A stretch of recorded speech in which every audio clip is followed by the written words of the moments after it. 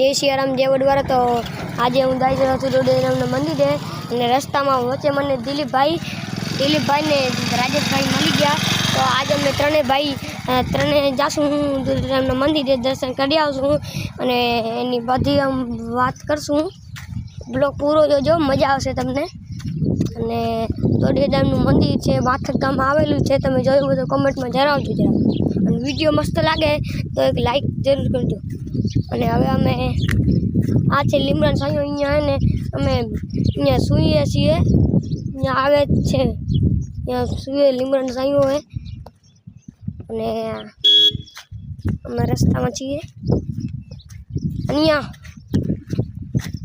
Cricket પણ રમીએ છીએ અમે, અહીંયા કાળી ચૌદસના પ્રોગ્રામ પણ થાય છે અને અમે ત્રણે હવે નીકળી ગયા છીએ। અહીંયા કાળી ચૌદસના પ્રોગ્રામ પણ બને છે, અહીંયા અમે ક્રિકેટ પણ રમીએ છીએ અને હવે અમે દર્શન કરવા જઈએ છીએ।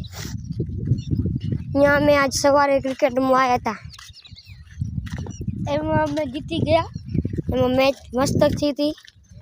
અને બ્લોગ સારો લાગે તો લાઈક કરજો, બાકી બધાને જય સિયારામ ને જય